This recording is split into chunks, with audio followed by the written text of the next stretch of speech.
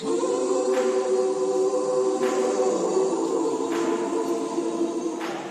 good, everybody? Sherman Webb-Middlebrooks, lifelong Buffalo resident and full-time black man, back with another episode of Igniting Hope Radio. This is a very dope episode. Not only do I have my brother Daniel, who's going to be our guest today, but I got my princess behind the boards, managing the podcast. So this is going to be a great episode. But let's get right into it. So today we have community leader, organizer, mentor extraordinaire, but also a good friend and a big brother of mine, Daniel Robertson. How you doing, bro? What's good, bro? It's good to see you, man. Man, it has. It's been a minute since we sat down for a documented conversation. Word. Yeah, we've had a few undocumented conversations. But one of the things that I really want to do on this platform is really give you your flowers, bro. Because people may not know you, but they know your work. They know that logo that they see all over the city doing work. You run the premier mentorship program in the city of Buffalo is the way I see it.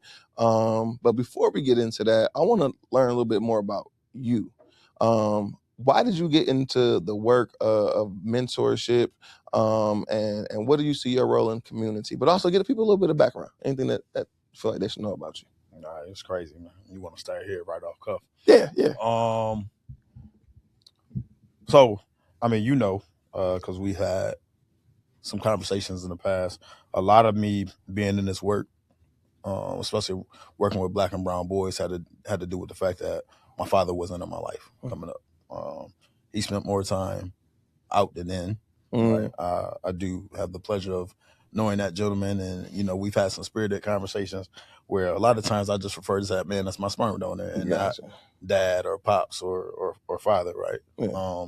And unfortunately, oftentimes in doing this work, you encounter a lot of other young men who are growing up in similar situations. Right. And part of just me coming up and some of the things that I've been fortunate to be a part of and also lead have been working with young people, right? And because of that, I've started to understand what my space was in community, along with that mutual father that we have slash mentor, Mr. Tommy McClam. So big shout out to him. Shout out to PT. Yeah, no doubt. Seeing the way that he's maneuvered and the things that he's done just in this community and the work that he's done with just young people all throughout his tenure is, for us, it's always been, we've become the soldiers, and then we create more soldiers to go do this work, right? So that's really, at the end of the day, that's what it's about. I love my community. I love Buffalo. This will always be home, whether I'm here or not. Right. But, I just enjoy doing the work, man. I really do. Yeah. And I think that shows. I think that shows in the quality of your work, the consistency of your work. I mean, honestly, bro, that is literally why whenever you call, if I can, I'm there. Just because when you see somebody, like, it's almost like leadership is interesting. And we talk about this. We both emerging leaders. Open Buffalo emerging leaders all day. So it's like, yeah, the leader is the DJ who plays the music, but somebody gotta be that first person on the dance floor to be like, I'm rocking with this music. I'm rocking with what they got going on, right?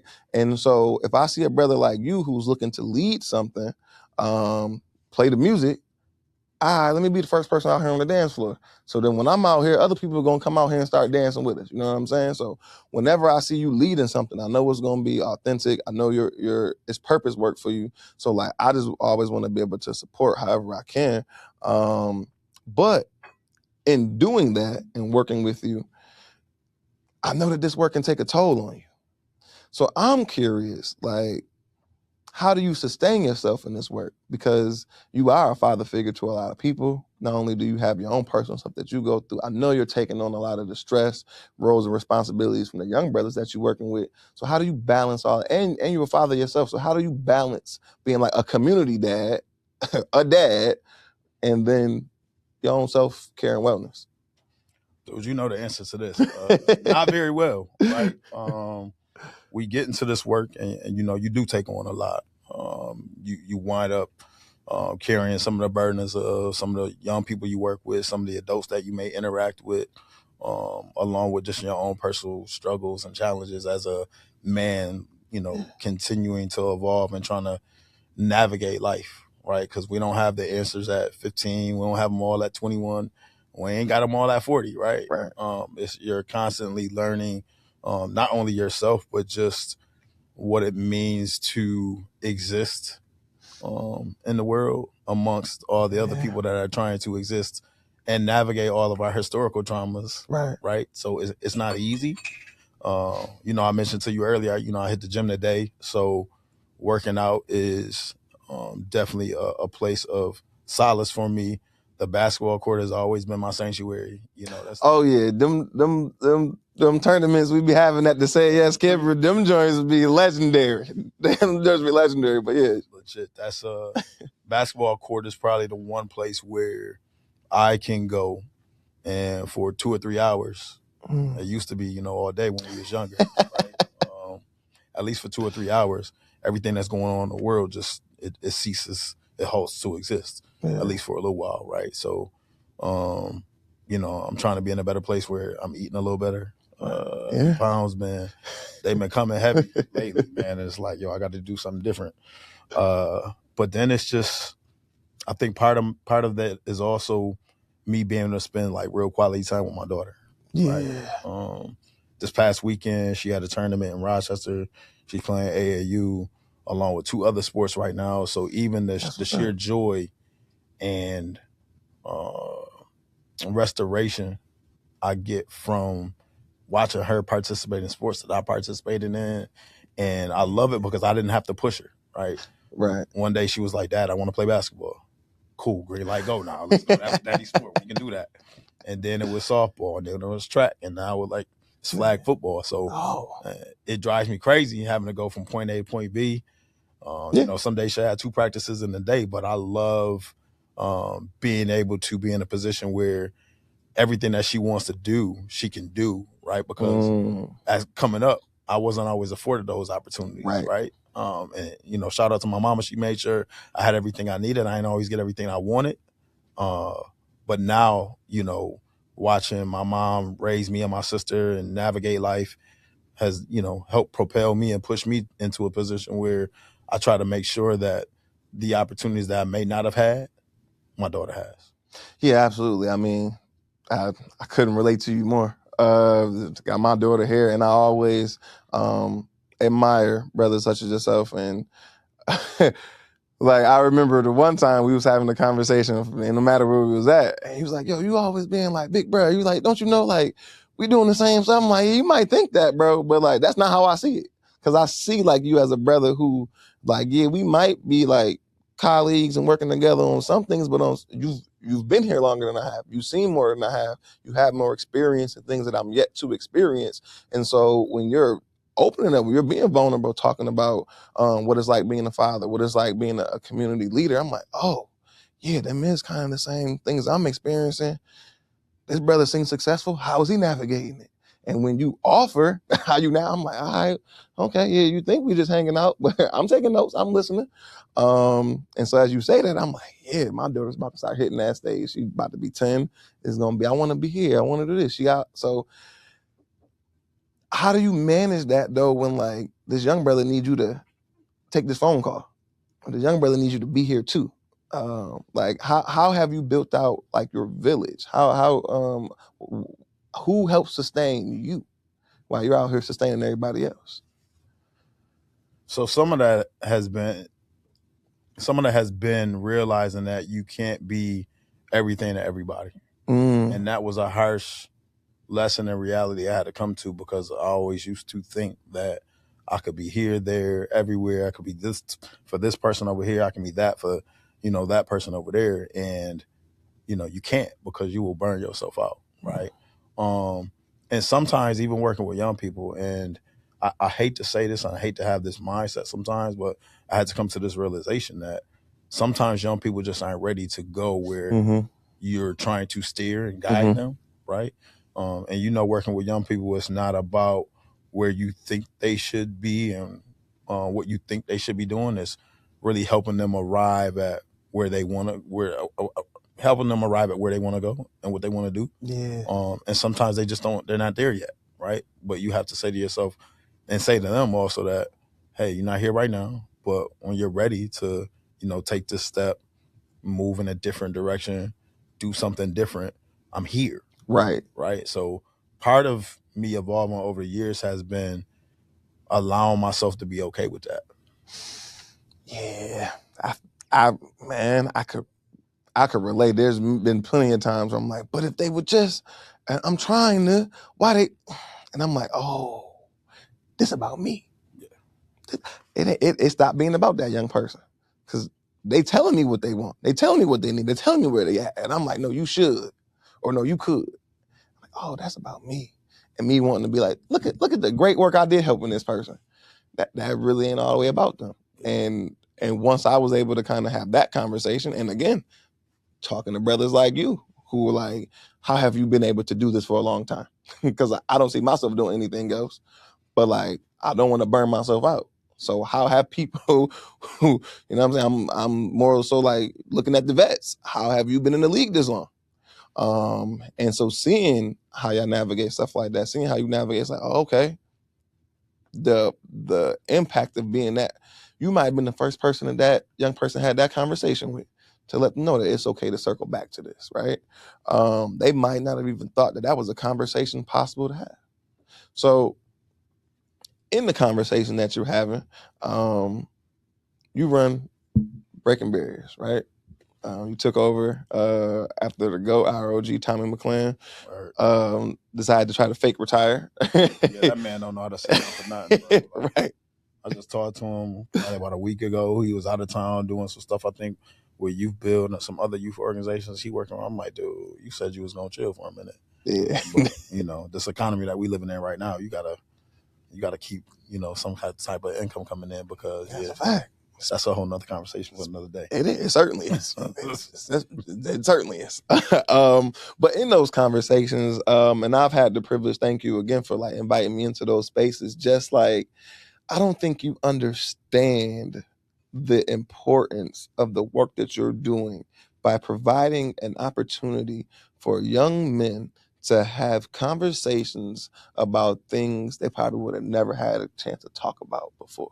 So like, talk to me a little bit about the structure of the program, and what a young person who may be looking for some guidance or looking for a place to belong might get out of the Breaking Barriers program, or even a parent who's looking to maybe, provide an avenue for their child to have an outlet or provide connection to the community. Tell me about a little bit more about the Breaking Barriers program. All right, so you've been around for a minute, right? Breaking Barriers started in 2018, January 2018. We took 6 months to build it, and what was really unique about Breaking Barriers was we built it alongside young people. Youth voice and the concept of true youth adult partnership was real for us. And it's not a knock to other individuals that may be running programs with young people, but young people are the experts in their lives. Fact. Right? So in order to produce a product, right, that young people want to be engaged in, that they're going to come to, that they're going to tell their friends about, that they're going to get value from, they got to be a part of the building process, and then be a part of everything else that comes, along with that. So Yep. It's a part of our Boys and Men of Color work, which is really the bigger strategy around this, in terms of, increasing the life outcomes for boys and men of color. And some people look at that as just numbers in a report.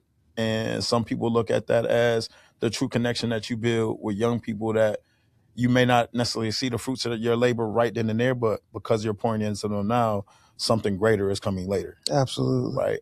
And that's a delicate line to walk, being in the nonprofit space and always kind of in a place where you have to sustain programming and look for funding and connect with partners and tell the story and tell the story, right? While living the story. While living the story, like in real time, because as two Black males who work with young people, you're working with a population that you have an affinity with, right? You have had similar experiences to some of the young people that you are connecting with on an everyday basis, and you've experienced some of the same traumas, right? So it makes it deeply personal. Yeah. And for me, this work doesn't it doesn't feel like work because I'm passionate about it. Right. Right. And for a long time, I wasn't sure what my purpose was, but then, the Boys and Men of Color work really kind of defined that this is my purpose. Mm-hmm. Right. There are a zillion other things that I can do and skill sets that I have, but this is a space and a place where I'm realizing that I need to be. I think I've tried to fight it in the past, but Yeah. you're doing God's work at the end of the day, for real. That is true. To just a little more specifics, just around breaking barriers, we have a rolling application process. Initially, when we started, we were doing cohorts, but young men can get involved in our program at any time. That's dope. We meet multiple times in person throughout the month. We have a Zoom call every Thursday, and the goal is always to create space, opportunity, and experiences for young people that they may not have had, or may not be fortunate to, they may not be in spaces with other people that are connecting them with different things, right? So that's my goal, is to always create these unique experiences and opportunities for young people, because it helps them, one, grow their network. It helps them kind of step outside of their shells, because some people are, they kind of tucked in, they're not real open, and they ain't been around their people. Shy. They might not get out the house, stay on the video game, or they might be connected to some friends that aren't always doing positive things. Let's show you something a little bit different, right? Yeah. Some different flavors, and it's a space where you can learn, you can mess up. We ain't gonna chastise you. We're gonna hold you accountable, right? And even going back to the earlier conversation that we were having about, kind of letting a young person, go do their own thing, and then when they're ready, come back. It's even in that you're not giving up, but you're giving gentle nudges, you're giving little reminders, you're checking temperature, right, to kind of see where they at. You're checking in to see how school is doing, but you're also letting that young person know that I care about you, I'm here, and when you're ready, like, again, to go take that next step, we can, right? So it's, again, it's all about helping young people get to where they want to go. We can't be the people, and we can see these great things from young people and say, hey, you should do this. But at the end of the day, we got to help young people find their own purpose and passion so that they can live a happy life. Absolutely, brother. That was perfect. Because again, like I'm playing like the curious cousin that don't know the answers to the questions I'm asking, because I feel like I know you and what's going on, but the people don't know you, and the people should know you. And because not only do you need to be celebrated, but like people need to know how to support you, and get involved. And everything that you said is so true. And one of the most beautiful things about the program and the work that you're doing is being modeled. So it ain't just you and Jamie and the other brothers just talking. It is like when you have the camping retreat, you have us come up. So like, hey, these are meaningful connections with brothers I've built in the community that, hey, if I need a favor, I can call them. Who are your people? Oh, you're building this right now. Little do you know, when you're in your 20s and in your 30s and you need to move, or you're going through a divorce, or you're about to have a kid, or you're looking for a job, and whenever life starts happening, when you get out of this little practice part of adolescence and childhood, when the rubber meet the road, who is going to be your people? Who are the people who's your community? People who you have a common unity with.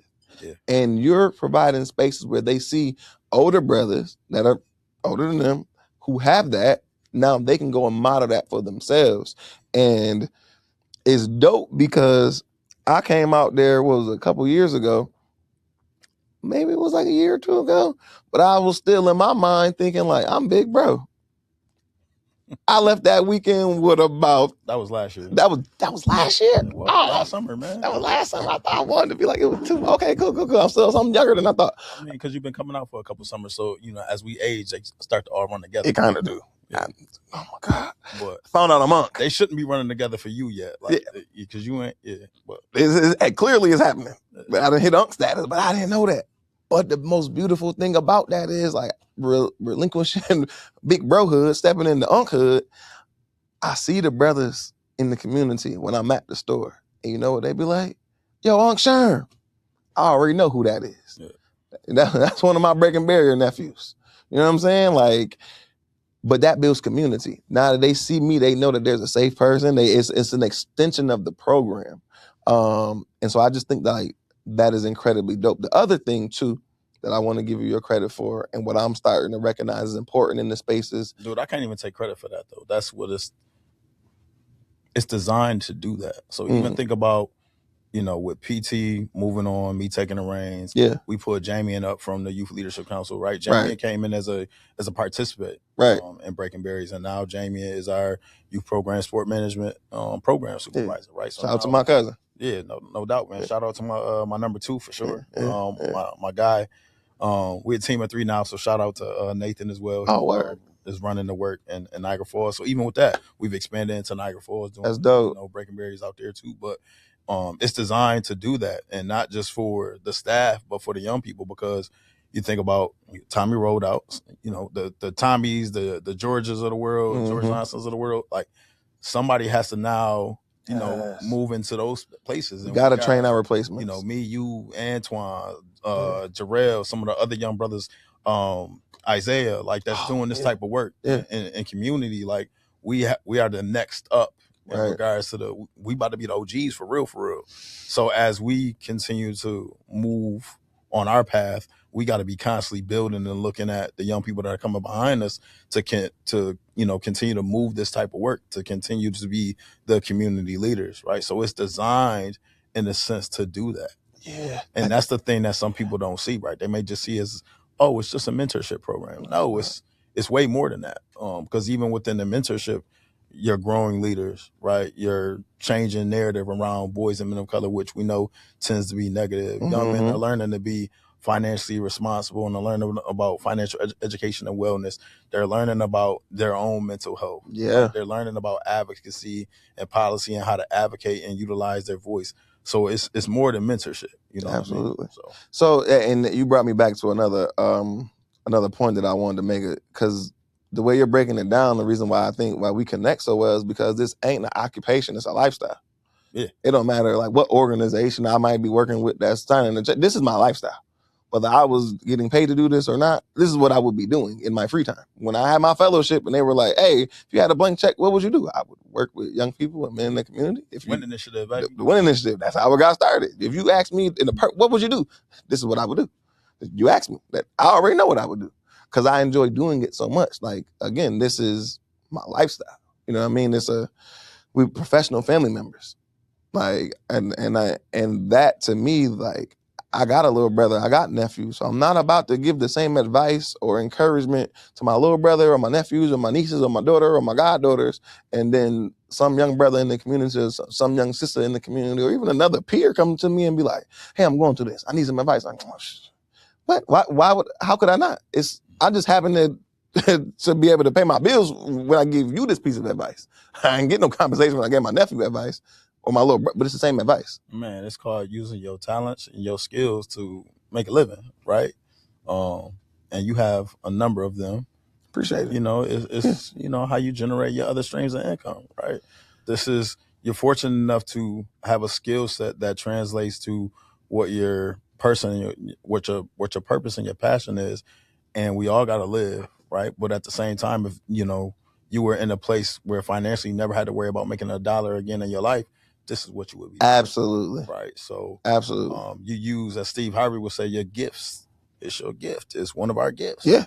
Right. Yeah. And that's the beauty of mentorship, because I didn't recognize that gift until my first mentor when I was in high school, Tracy McGee, saw it in me. And when he started breaking, I'm like, of course my family cared. My family always looked out for me. So I'm like, I kind of took it for granted. Like, y'all supposed to love me. I'm your nephew. I'm your son. I'm your little brother. I'm your little cousin. You supposed to, duh.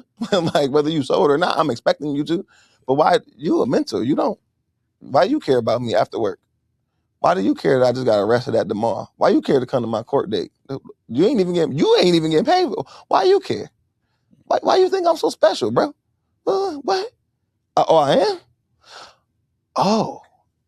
Oh, that thing that you see something. You see something in me. Right. Oh, when it was a group of people and you asked a question and I was the only person who wasn't afraid to speak up.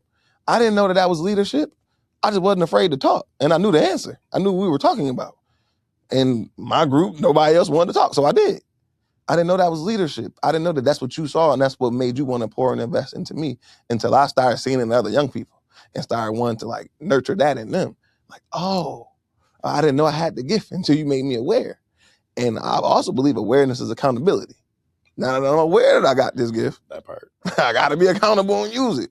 Because I don't want to get up there and the big fella be like, hey, what you do with what I gave you? Did you use it to help yourself, or did you use it to help others? Or did you figure out a way to feed two birds with one seed? Somebody, I can't remember who, but they told me to use that phrase, that it was two birds, one stone. I kind of like that more. I do like it. Now that I think about it. Yeah. Two birds, one seed. Yeah. So I've been trying to be mindful of using that. So, but that's what I think is the beauty of mentorship. The other thing, if I can get our producer to get the camera on both of us. Yeah, shout out to our 9-year-old producer, Momo, behind the camera. But I think one of the other things too that really struck me, and I loved it, especially even though I know we still do it now, but it was the what's good. Starting off the meetings Saturday mornings at Bennett, a room full of young brothers filling up one of them lecture hall style classrooms, which I thought was important too, because you're in a more college set environment. You ain't in a traditional classroom. It's a different kind of learning space. It's a different feel when you walk on It's a different feel when you work in a college campus. And then so you in a college setting, and even in high school, that prepares you to normalize it when you get to the next level. Right. But what I started really emphasizing in my mental health support groups here at the Buffalo Center for Health Equity is don't just come here when something's stressing you out. Please do. But so many people are in environments with people who are living from a deficit mindset, a scarcity mindset, who are too busy competing instead of collaborating, that if they have good news, if they have a great windfall or an opportunity or some success, they're afraid to share it. Because now and it started with my mom. I'd be like, yeah, I'm about to go grab me something to eat. She's like, oh, can you give me a sub too? I only had enough food for me. I only had enough money for me. But if I share with you that I'm about to go get me some food, now you're expecting I got to bring you food too? I don't even want to tell you that I'm eating now. I'm scared now. Because now everything that's good for me, you got to figure out how it's going to either benefit you or how it's going to be of consequence to you. And then I started seeing that translate in like the work we doing. Brothers with a grant, a program, why you ain't this, brother? You can collaborate. I don't know. Man. Bro, you going to take us somewhere today. But in the coming to the space of the young brothers, being able to have a safe space where you ain't being hated on. What's good? Oh, I just got an award in school today. Or I just got promoted at my job. Or I got voted captain of my sports team. Or it's my birthday. Or it's my birthday. I want to do this weekend. Yeah, so it's like I finally had that opportunity to celebrate where like ain't nobody hating on me or looking at what it's gonna cost them. You know what I'm saying? I see. So like it's a matter of like that what's good space. It's like, oh, I can and I don't feel like I'm bragging. Because that's the other thing too. People are like, I ain't bragging. I'm not bragging, I'm just talking about I'm just sharing. And normalizing that where it's not that look of intimidation or what's good for you got to be bad for me. I think fostering that environment, I'm pretty sure there was some intentionality behind it. Oh, for sure. But seeing my peers and older people compete instead of collaborate, I understand that like that crucial ingredient of celebrating each other is how we eradicate that on the back end of adulthood. You know what I'm saying? So I just want to give the program its flowers for normalizing that, because us being the new OGs and the adults, we decide what's normal. We decide what we tolerate and what's accepted. So celebrating each other and coming together and being vulnerable like that is something that I truly commend you for. Yo, the what's good piece is crazy because you think about how we as black men interact. Like we'll see each other. It'll be what up. It could be a head nod, dap, handshake, whatever. Or say, what's good? And nothing, chilling, anything good, whatever. And in that, there's communication, right? And there's tone in that, and you can tell when, especially if it's somebody that you are close to, familiar with, been around, if everything really is good, or if it's something underneath the way that they responded to that, right? Right. So when you think about the just day-to-day experiences of Black and brown boys and men in our community, it can be up and down, right? Um, so it was always intended to create positive space, change that internal narrative that the society has about us, right? So we can actually say something positive about ourselves or something positive that's coming up or that we're looking forward to. But it also creates a space where everyone else that's in the space is learning a little bit more about you, the individual, every single time that we get together, right? And I have a very interesting story around the What's Good piece, which actually led to the creation of the Financial Empowerment Summit. My best how my bro doing my job with me, because that was definitely what was next. Go ahead, talk to me, bro. So we're doing What's Good one day, and everybody went around the room, and usually, the older heads, we go last, right? And I was excited because my credit score had just jumped up insurmountably. Word. Right? Clap it up for that. Snap it up for that. Finally got close to those 8s. Ooh. Right? Knocking on the door. So I shared that with the young men. I said, credit score, boom, boom, boom. And one of the young men was like, yo, Mr. Daniel, what's credit? So, the Jay-Z joint popped in my head. Credit. But anyway, popped right into my head. Then it was like, all right, so they interested in wanting to know about. I'm sorry, but these people don't know. Like my bro, like I do too, but bro really lived through Jay-Z quotes. So if you ever around him, you're gonna get a Jay-Z quote. But go ahead, bro. Go ahead. And it was ironically around the same time. Shout out to Carmen at Chase Bank had reached out to me and said, hey, I've been seeing all the things that you're doing with breaking barriers, this and third, everything. I said, yes. I'd like to invite you to this event that we're hosting at the Chase branch. So went to the branch. We had a conversation about, more about the boys and men of color work breaking barriers, say yes, this and third. And she was like, hey, I want to introduce you to somebody. So I met, Miss Ramonda Gibson Stevenson from JP Morgan Chase, who's doing amazing work out there in Rochester. Cool. So we got connected, and then, in the back of my mind, I'm sitting here like, all right, this might be an opportunity to partner, collaborate. Right. What could come of this? This is a lifestyle, not an occupation. And at this time, I think it was a blessing in disguise, because Chase was at a point where they were trying to reclaim their footprint here in Buffalo, New York, right? So it was a unique opportunity for us to kind of connect and collaborate and start to talk about, well, what does financial education, wellness, literacy look like in the lives of Black and brown boys, right? So Ramonda and her team came out to the retreat one year and did a session around credit and also budgeting and saving. And then they've continued to engage with us. She's an incredibly engaging. She's the bomb. She is incredibly engaging. Shout out to her. She's incredibly engaging. Yeah, shout out to Ms. Ramonda, Carmen, everybody at JP Morgan Chase that's been rocking with us. So they've been supporting our program over the last couple of years around financial education, wellness, and literacy, education, literacy, and wellness. So last year we hosted the first Financial Empowerment Summit at Northland. Shout out to Tay at Northland and the whole Northland team for letting us use the space. And we had a great turnout last year. It was over 200 people that attended. We had workshops all day long. Yep. So this year, we had a chance to run it back. And it's, it's coming up.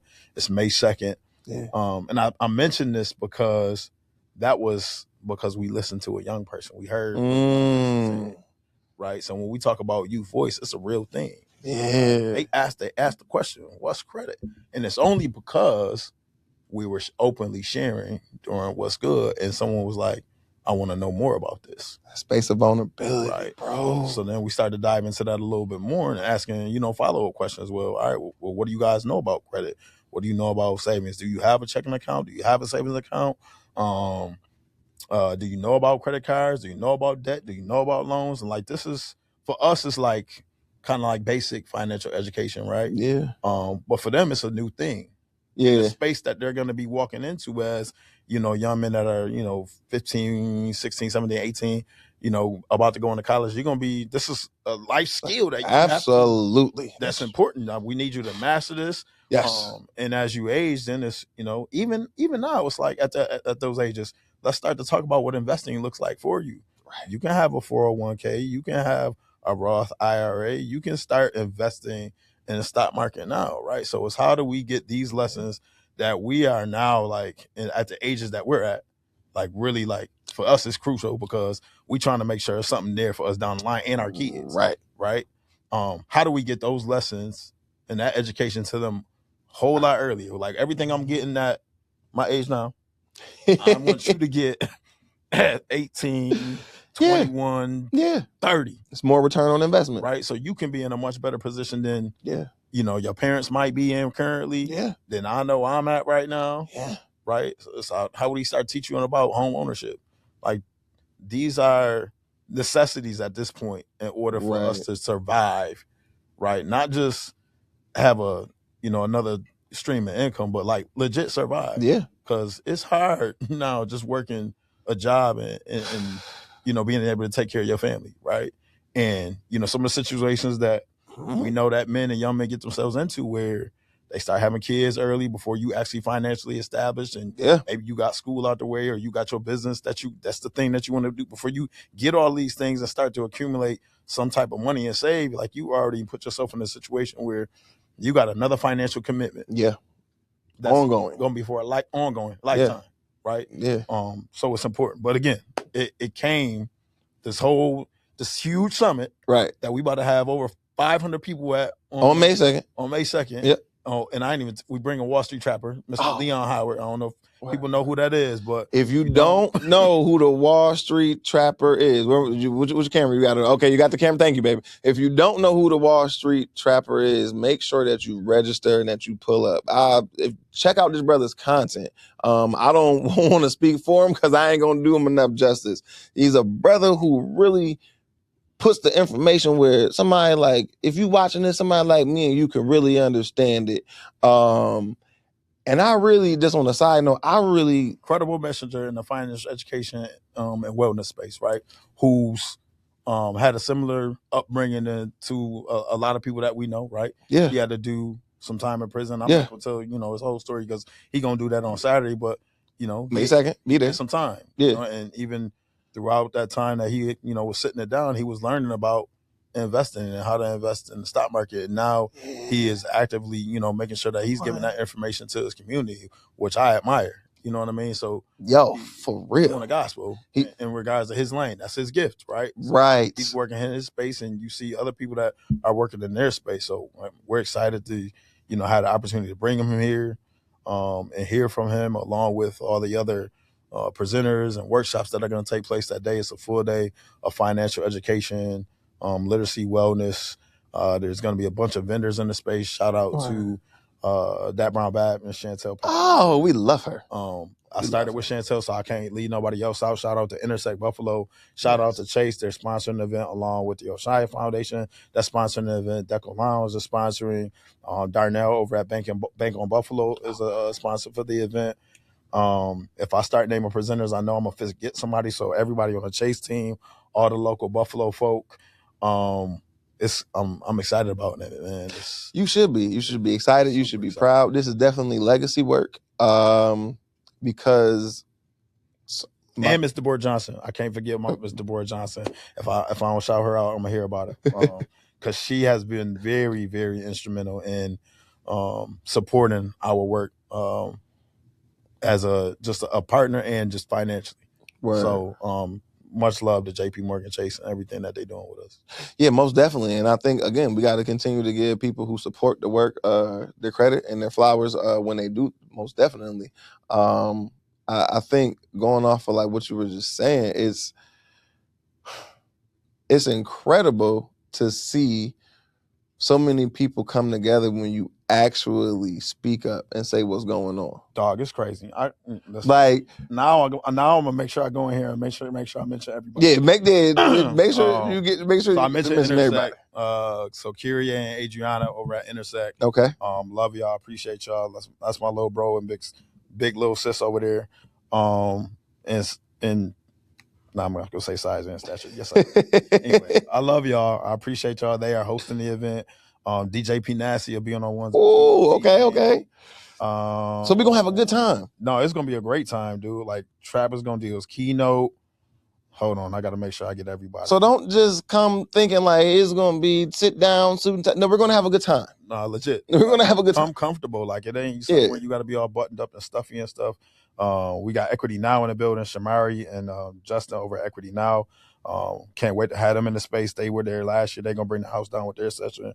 Ramonda's doing this session. We got Andrew Drewski Scott in the building. Oh, word. Really? Donna, my homegirl Donna's gonna be in there in the building talking about insurance. We got Geraldine Ford. There's gonna be a MWBE session. Oh. Chantel's doing a session. So like it's like we got heavy hitters, man.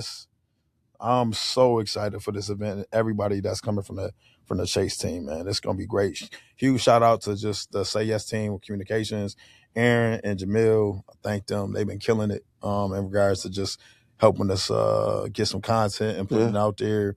And shout out to Chantel. Chantel was instrumental. She just crossed Delta. Shout out to her. Oh, word. Instrumental to connecting us with Trap. Okay. She a beast. Yeah. So it's gonna be huge, bro. Oh yeah, we feeding folk. Manna is catering the event. Yeah, I know. Yeah, we have a New Orleans theme because Trap is from New Orleans originally. Right? Copy. So do they have Manna fried chicken in New Orleans? Yeah, they got fried chicken. We don't have fried chicken on the menu this year. We got some veggie jambalaya. I'm gonna see what they rocking. We got meat and chicken jambalaya, and I put some chicken on the menu though. I'm a picky eater. That's right. Fine. But I ain't never been disappointed at Manna's. Listen. I will say, I'm a picky eater, but I ain't never been disappointed there. Jambalaya is the truth.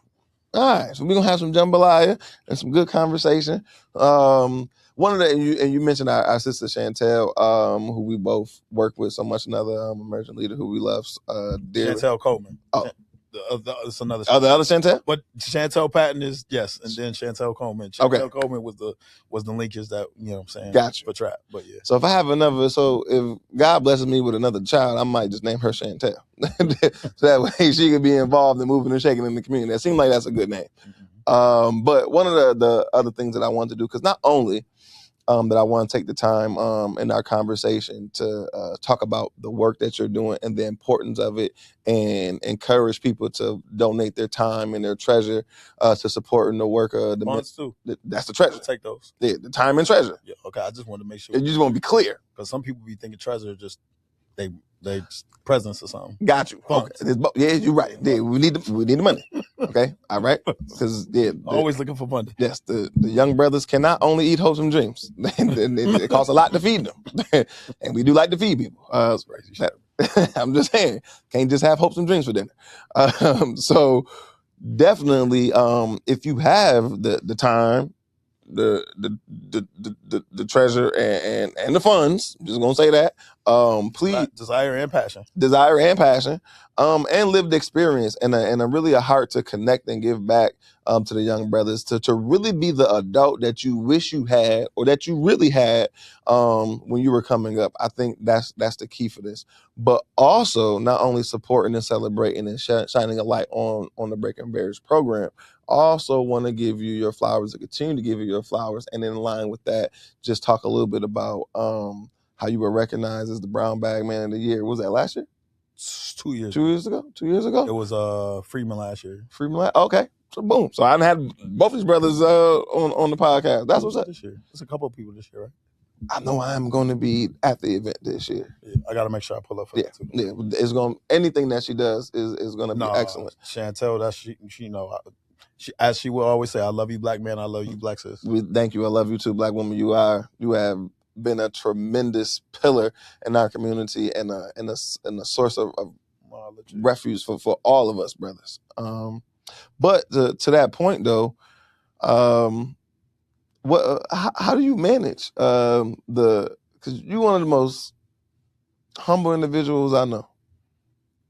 How do you manage being so humble while doing all this tremendous life-changing work that you're doing? You know me, man. It's never about the work. Is not about me, right? It's about trying to help young men the same way that I've been kind of helped along the way in different ways, right? Yeah. It doesn't look exactly the same, right? I'm fortunate to have people like Tommy, and then when I was 13, it was Will Palmer who owned Flavors Records. That was like right there. First time I seen a black man that owned something, and I gravitated to that, but I also gravitated to him as well because I didn't have a male figure in my life, right? And I would walk by this record store every single day on my way to Turner Carroll High School, right? And I'm walking by it on my way home too, and I'm hearing it's a DJ in there, so it's live. I'm hearing the music come, you know what I'm saying, blasting out the speakers. And 98 was a crazy year for hip hop because it was, I think, Fat Joe dropped that year. DMX dropped 2 albums. Jay-Z dropped. I think that was when our Legends now might have dropped around that time. Yeah, too, right.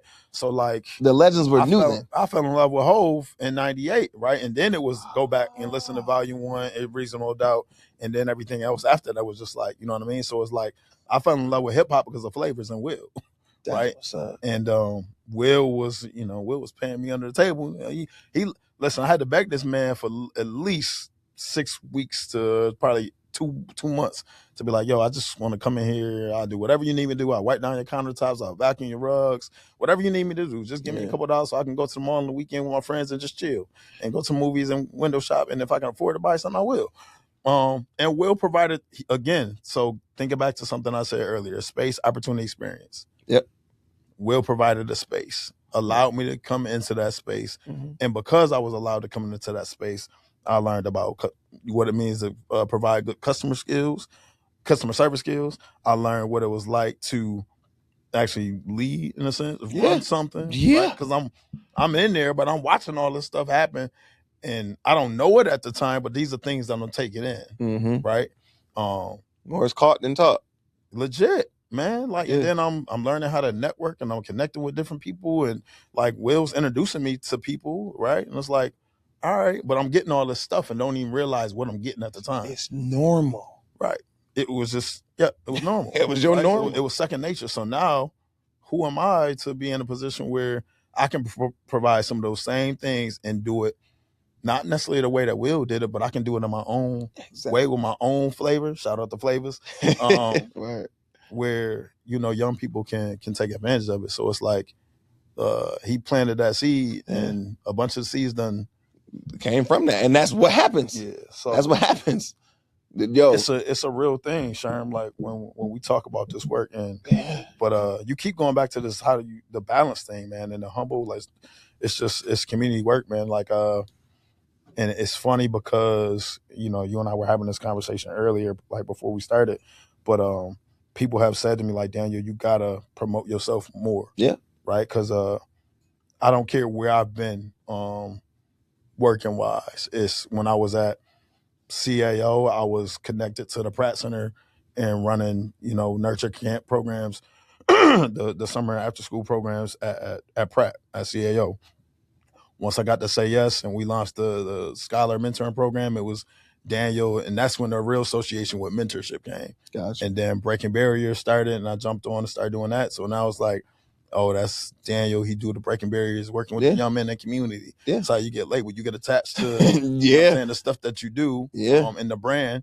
And, sometimes it just becomes second nature because of the work that you're doing. While you're a part of that organization, obviously you're hoping to build that brand and helping to, expand the organization. And in return, the organization's been great to me. I love David Russ. There's not a person on this earth that can say anything bad to me. I'll fight somebody over Dave. I feel you. Dave has been that solid of a leader. And, when you talk about humble, he is probably the most humble person that I know. Yeah. I met him at 19. Yeah. And I remember meeting him at 19, and he was just speaking so much life into me. Yeah.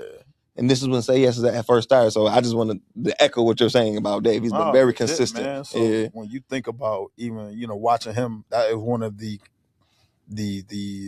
characteristics, qualities that Dave has that I absolutely admire, is that how he can be so humble, how he can be so even keeled. Like, you're never gonna see Dave upset. Like, never. I've only ever seen him one way. Never. Like, Dave is always the same way every single time, right? And his interactions with people don't change. And those are things that I admire about him. So, even people, when I struggle sometimes, and it sounds crazy to say that, when people introduce me to folk and they'll start, as you say, giving me flowers and talking about the work that I do, I'm just out here doing community work. I just work with Black and brown boys. I just try to keep it like that. But you do got to talk about what you do, because in this space, a lot of times people need to hear it sometimes, and that opens up other doors. So I'm trying to be better at being more explicit about what I do and some of the different things that I have the ability to do without being braggadocious. Because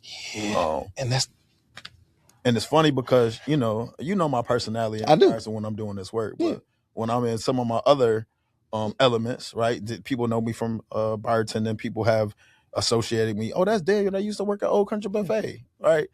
They see me in different lights, or that's spoons, because that's basketball, Daniel. You get a different person on the basketball court. You get a different personality when behind the bar, and it's a zillion people running your name. You trying to get everybody their drinks. You know what I mean? You just get a different iteration, but I'm still same person. That's the same person, right? Yeah, I'm still community focused and care about my community at the end of the day. Yeah, and I'm somebody who's seen you in all three of those spaces. Man, that you're very consistent. You are you in all three of those spaces. So, in keeping in line with that, just before we get out of here, I want people to know, where can they find you at? How can they stay there?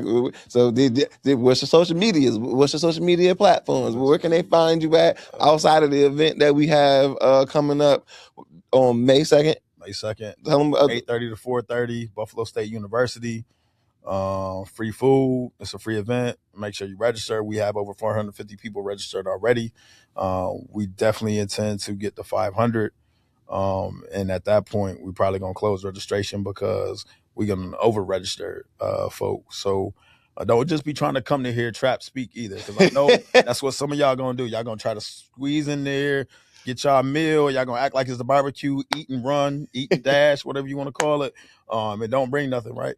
Let me stop. But we want y'all to be in the building Saturday. I work at Say Yes. You can go to sayyesbuffalo.org, breakingbarriersbuffalo.org. I'm easy to find on social media. Nope. Tell them to hide my name on social media, so it's the same as it is on LinkedIn and it's Facebook. Daniel Robertson. That is, you don't have no screen. You don't really on Instagram now. The bartending is that's different. Yeah. Danny Dangerous. That's a different. That's a different experience. Yeah, it's a whole different. Right? Yeah, it's cool. You come hang out where I bartend at. You are gonna have a good time. For sure. And all that. For sure. All right. Yeah, that'd be easy, because I think about it, because I know I've always struggled when I know people in real life, like what's their social media handles and stuff. And I also am somebody who has 4 different pages, so not everybody is as complex as me when it comes to this stuff. But you are absolutely right. If you want to stay in contact with the brother, he is actually very easy to find. It's Daniel Robertson. It's very easy to find. But in that, you're gonna see a brother who is definitely having fun online, but is providing, what did you say? Opportunity, experience, space, opportunity, experience, space, opportunity. I gotta figure that out, because I think that's absolutely true, and you kind of set forth another mission and a call to action for me and everybody else. So everybody, wherever you at, do your best with whatever resources, power you have to create opportunity, space, opportunity, experience, and experience. I didn't even tell you about the consultancy piece. We launched the consultant piece 2 years ago. So Latitude 4288 is a real thing. Okay. But that's something I need people to be on me about that, to build that out, because that's really going to be more of this lane, but more so creating spaces for Black men to, you came to the piece that we did at Gentino's Gym, right? You were there that day? No, you missed that day because you had something else going on. Yeah. Right. So Yeah, that's more to come on that. So just Okay. be on the lookout for Latitude 4288. That's the next venture. Got you. Is there anything else that you want to share, promote? Nah. Okay. Nah, you know me, I struggle with the self-promotion stuff. So. Word. And that's literally why we here doing this. That's the role of us. That's the role of what we're doing here at the Buffalo Center for Health Equity. We want to continue to shed light and platform on people who are actually doing the work, addressing the social determinants of health in our community. And so we're gonna go ahead and wrap up because my kid is reminding me that I gotta get her to her cello class, and I'm almost positive you got somewhere that you gotta be. I'm sorry, DC Pool. We running overtime because of me. We having a she be all right. But yeah, man, I definitely want to thank. Can you get the camera back on both of us, baby, as I close out? Great job. Again, I want to continue to give you your flowers. We're gonna get this episode out with enough time for you to register. So if you're seeing this episode before May 2nd, go ahead and register with the link that's going to be in the description of this video. If you're seeing this after May 2nd, the content is still good and relevant. Support the brother. We're going to be doing whatever we're doing this year, we're going to be doing next year on a whole nother level. So if you didn't get in with us this time, figure out how you can get in with us on the second half of 2026 and the first half of 2027. Anything else you want to say? Nah, man, just continue to encourage the young people that are in our community, and whatever lane that you in, just go do it to the best of your ability, man. Word. And so again, from my good brother Daniel Robertson, for the Buffalo Center for Health Equity, I am Sherman Webb-Middlebrooks, lifelong Buffalo resident and full-time Black man. In the words of my hero, the late great honorable Jerry Springer, y'all take care of yourselves and each other. Peace. Word. Appreciate you, bro. No doubt, bro. You did great, baby. You did great.